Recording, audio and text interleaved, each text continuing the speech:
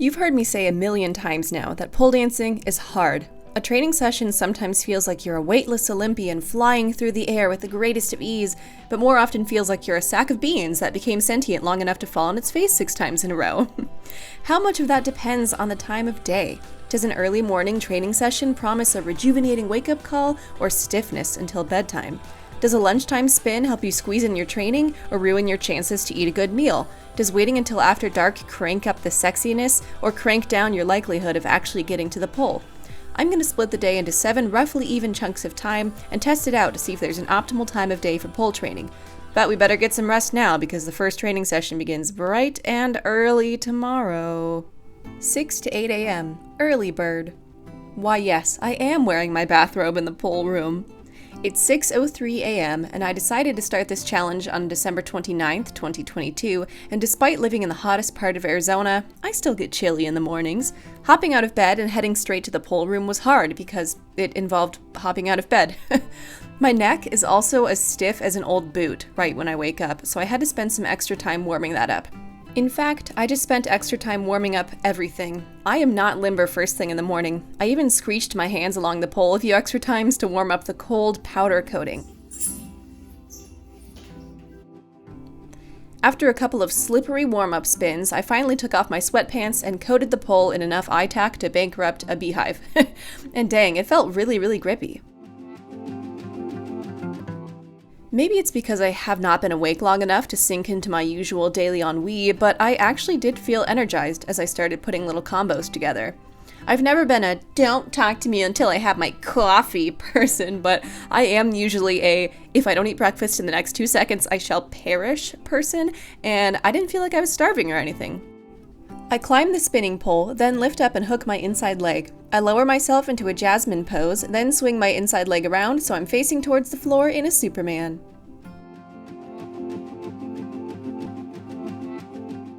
There really is something to waking up and immediately exercising. You can go right from your jammies to your exercise clothes without an awkward midday switcheroo. You get it done first thing so you can't find excuses to put it off later in the day. However, training this early presents an accessibility issue. I'm lucky enough to have my pole in an unused dining room in my very own home, so me getting in here and turning on some lights doesn't bother anybody. However, unless you have a private pole space where you live, or you're a studio owner, you probably won't be able to get on the pole until other people wake up or the studio officially opens for the morning, which means you may never get to experience an early bird training session. Or at the very least, you can't crank up your favorite tunes. I listened to some quiet lo-fi beats, and it wasn't exactly the exhilarating playlist of my dreams.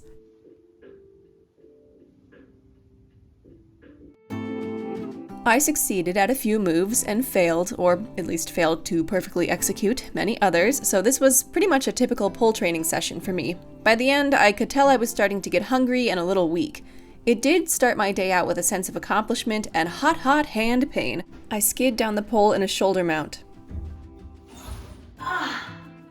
And all of this before the sun even thought about rising. 8 to 11 a.m., mid-morning. It's December 31st at 9:22 a.m. I ate breakfast 2 hours ago and finished my coffee an hour ago, and I am ready to rock this training session because this is the time period in which I usually train, so my body is primed for pole. I also don't feel bad for cranking up real music this time. I'm listening to Spotify's Top Hits of 2010 playlist. I hook onto the pole with my inside knee pit and hold on to my inside ankle, releasing everything else for a spinning, dangerous bird. I like this time of day because it has the most even lighting for filming, and it's still early enough that I don't usually find an excuse to blow off my training. If you work an afternoon job, this is a great time to train. However, if you work a morning job, yeah, this won't do. And I personally have seen a lot of studios open in this time period, at least during the weekends, but you might not be able to find classes this early on weekdays. I had a lot of fun during this training session. There were some slips and some combos that I put together that actually worked. Woohoo!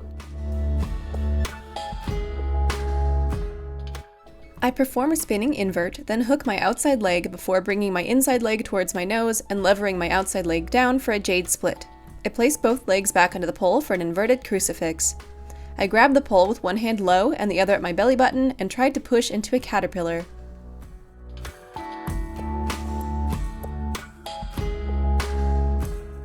I even just let my hair down and danced around for a while. This time period is a little bit awkward because if you don't shower after your training session, you'll be sticky and germy for the rest of your day, but if you do shower, you'll be showering at like 10:30 a.m.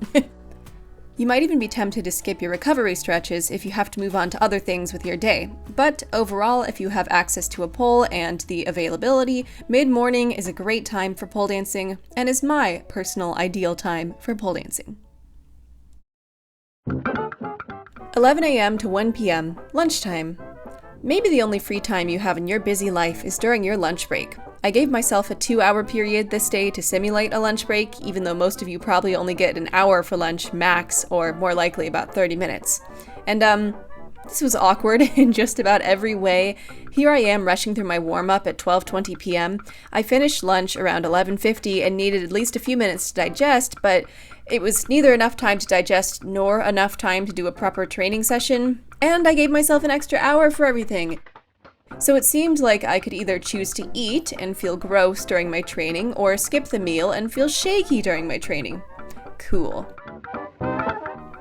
I wear sweatpants and a sports bra. I hold the static pole at my side and lift my legs into fan kicks. Later, I lie on the ground and swing my legs towards my face in a lower ab exercise. I figured that conditioning would be the way to go because it's easier to squeeze in a few different conditioning exercises than it is to work on full combos, and I always do my conditioning on static pole, and let me tell you, the big bowl of ramen I ate for lunch was not sitting in such a way that I wanted to spin anyway. I didn't have a chance to change my playlist, or fully warm up, or do all the exercises I wanted to do, or film anything for Instagram, and then at the end of the session, I had 8 minutes left and had to choose between cooling down with some stretches or jumping into the shower, and I chose to stretch, which meant that I was stinky for the rest of the day.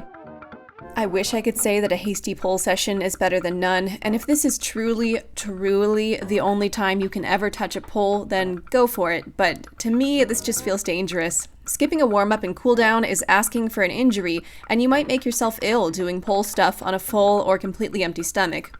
I just can't recommend training at this time. 1 to 4 p.m., early afternoon. It's January 4th. Here I am putting on some knee pads because I decided to leave the pole on static today. I rarely train in the afternoon, it's a new year, and I wanted to shake things up a bit with some static spins.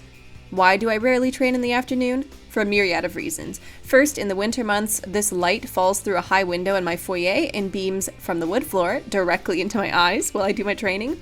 The window is too high to cover. This is my curse. Second, in the summer months, this part of the day is so hellaciously hot that training is extra slippery and impossible. I slip out of an attempt at a Jamila pose, then hold my hands up to block the light bouncing off the floor and shooting into my eyeballs. And third, because it's just an awkward time, I either have to stop whatever I'm working on to change out of the clothes I've been wearing all day and commit to exercising, or I need to make no plans until after I've finished pole dancing, which means the morning is wasted. It's an awkward time to take a shower or to not shower when I'm done. It's an awkward time to get into a new set of clothes or get back into that first set of clothes. It's awkward because I'm really stinky by this point if I don't put on deodorant, anticipating a pole session, but slippery if I do put on deodorant. I can see this time working out for people who go to school and have some time between classes, for folks who have little kids who are down for a nap at this time, or for early shift workers who can't stay up late for studio classes. It's also nice sometimes because it can act like a midday reset. For example, before I started this training session, I was feeling really blah because I spent the whole morning just watching YouTube videos, but after, I felt accomplished and perky and decided to call a friend and then work on some projects. That was really good. 4 to 6 p.m., late afternoon. We're getting into the time slots that you're probably most familiar with if you train at a studio. The date is January 6th. The time is 4:20. The training type is putting together combos on spin pole. The lighting is this terrible overhead light. The overhead light washes me out. I perform an airwalk, then climb up and bring my straight legs onto the pole for a crucifix. I tried to add another move, but slip out of it. So yeah, late afternoon is not the optimal time for filming. In the winter, it's already dark, and in the summer, you might get some strong glare from the slanting light. But if you're not a YouTuber, who cares? I used to have a silks class at 4 p.m. and then when I moved to a different studio, a pole open gym at 5 p.m. I really liked both of those time slots. I did whatever I needed to do during the day, and then I could get in a really hardcore aerial workout, come home, and shower before chowing down on some dinner. It can be a little hard to plan your meals around training in the late afternoon/early evening because snacking too early might leave you with no energy to train, but eating an early dinner and then rushing to do pole might cause you to feel sick. Once you've worked it out though, it should be a breeze. I also like this time slot because it leaves open time for other activities after your training. Want to take a long, luxurious bath or meet up with your friends for a meal? You can because you finished spinning around the pole by 6 p.m. This time slot probably isn't ideal for anyone scrambling to make dinner for others or navigating a complicated after-school schedule for their kids, but it's great for everyone else. That is, if your studio opens this early. I've seen some that don't open until 6 p.m., so you might have to still wait a little bit. And it can be tempting to blow off training this late in the day, I must add. What's one skipped open gym? But if you can build it into your schedule and make sure you consistently stick to that, it'll work fine. 6 to 8 p.m. evening. I'll be honest with you all, this was not my best pole dancing session of all time. It's 6:45 on January 8th. I finished eating some pesto pizza a little over an hour ago, and I spent the day vacuuming and mopping the entire house and taking long walks. Plus, my Diva cup was threatening to explode, and I was really sore from trying to do as many pole sessions as possible as quickly as possible so I can get this video out faster. All of that combined to make this conditioning session pretty unproductive. I didn't even invert once, and I barely completed 2 full sets of any exercises. I face the floor and grab the pole with my inside arm with the other in push-up position. I slide my socked feet closer to my face, keeping my legs straight. Later, I grab the pole behind myself and lift my legs up into a V shape. However, my own personal struggles aside, this is prime pole dancing time for most of the world. Every studio worth its salt will be open at this time, and you'll probably see the most pole class offerings listed between 6 and 8 p.m. Dinner is probably done by this point, or maybe you can save it until you get home for class, your school day has long since been over, or the kids are heading off to bed. It's pole dancing time, baby! This time of day is not only the most accessible to the most people, but it's convenient because right after this you can throw yourself into a nice shower instead of trying to squeeze one in at an odd hour. Whatever stank-ass pole clothing you're wearing can come right off instead of you having to wear it until you can finally get home. It's not so late that the adrenaline and endorphin rush from intense exercise will stop you from falling asleep. If you're trying to gather a gang of friends to take up a pole lesson, this will probably be the time that most people are available and willing to meet up. But for me, personally, you heard my list of gripes and grievances earlier. I'm a morning person through and through, so the later I push something, the messier it's going to be. I was really tempted to not do this session today, and honestly I should have skipped it because like I said, I have not been giving myself adequate rest, and it was very unpleasant to exercise with pizza clunking around in my stomach, even though I did light conditioning and no wild spinning or inverting. Once again, if you prepare properly, you should be able to avoid these issues, but for me, they made this a bit of a train wreck. I just gave up and started lip-syncing to Britney Spears.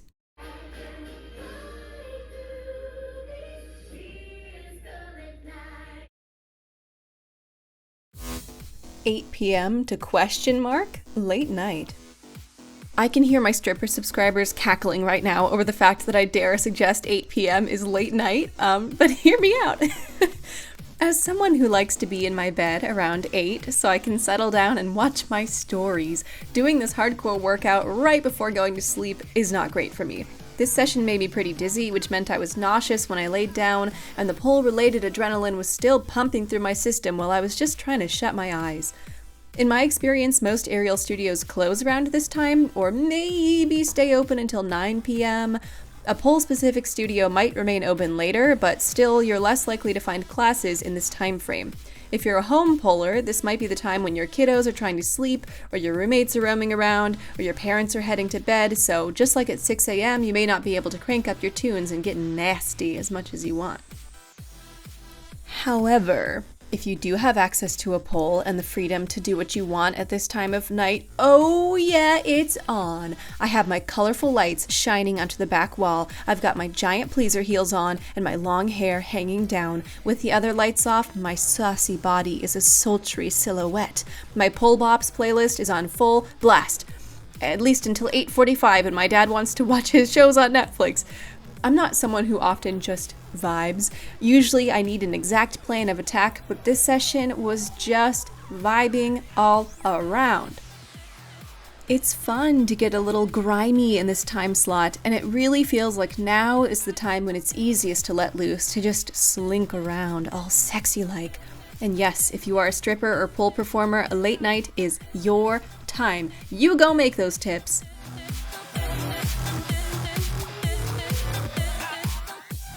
In conclusion, there are pros and cons to pole dancing during each part of the day. You'll have to consider your work schedule, whether you can even get to a pole at that time, what outfit you'll wear, and how you'll get cleaned up, when to eat or not to eat, etc., etc. But as cheesy as it sounds, the ideal time of day for pole dancing is whichever time you can commit to and stick to safely.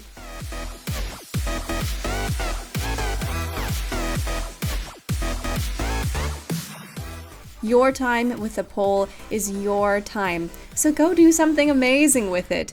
Bye! The subscribe button appears on the right. A suggested video and playlist appear on the left.